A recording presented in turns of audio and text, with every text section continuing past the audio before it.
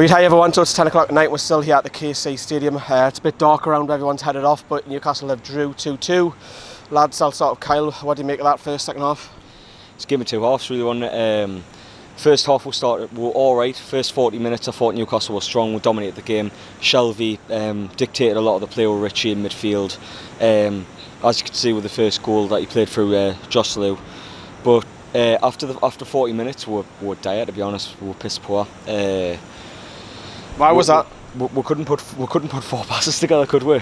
Honestly, we were shocking. And then all the subs came in and it stopped. I mean, going forward we were even worse second half. Well, I mean, the team just didn't look coordinated at all, to be honest. It doesn't help when you're playing Callum Roberts at left back and Hayden at centre back and things like that. It's a severe lack of depth, and in some positions as well, a severe lack of quality. But are we going to get the players? Probably not, because Ashley won't invest the money into the club at the end of the day, will he? I know. Right, so obviously Kyle was saying there, first 40 minutes were great, second half it was really, really flat, and even the whole fans were taking the mickey out when we had a bit of banter between the two sets of fans, which was great. All six of them.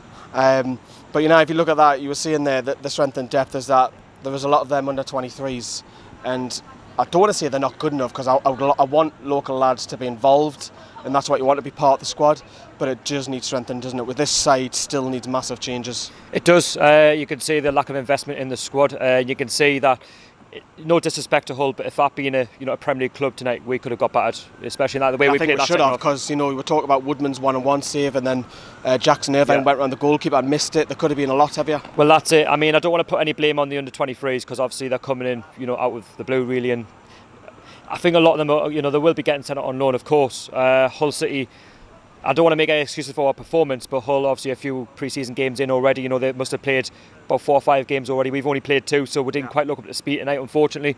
Like I say, first half played well for 40 minutes. We scored the goal by Haslu, rightly so, brilliant finish, easy is if you like. And then we had more chances, with Shelvey and Matt Ritchie, testing the goalkeeper. But after that, we just sat back like what we always do. When Hull City from nowhere equalised, a scrappy goal. I was on the other side of the ground, so I couldn't really see it.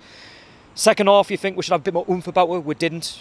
We just, because of the changes, did that have a massive impact? Maybe so, but at the end of the day, these are paid footballers. They've played for Rafa before. They've played for this squad. They know what it's about, and Hull just looked a completely different side. It was a strange game, because we played well for the first 40 minutes. Last 5 minutes, Hull were the better, and then second half, Hull were by far the better team for the first 40 minutes of the second half. Scored 2 goals, could have been 3 or 4-1 up, and then the last 5 minutes we showed up, and we got a goal later on. Again, another probably scrappy goal. I didn't quite see it from my end. Finished 2-2. Was it a fair reflection?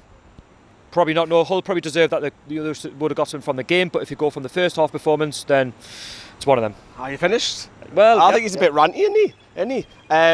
Let's hear from Rafa Benitez. It's a typical pre-season game. So you change a lot of players, mix players, and sometimes you do a lot of good things and sometimes mistakes that can happen during the pre-season. It went very well though early on, taking the lead there. At that point, were you quite happy with the way that your team went about getting ahead in that game? Yeah, I think that we have more control in the first half. The second half, we're giving the ball away easily, but something that you can expect during the pre-season when you change so many players.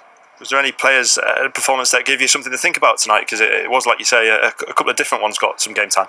Yeah, always you analyse everyone, and then also you have to understand sometimes players are out of position, things like that they have to do now, because you don't have players that they can play 90 minutes. But it's always interesting for analysing players and then to know a little bit better each one. So that was Rafa Benitez. Now some positives. Let's not all be negative. Haslu took his goal really well. I thought he took it well.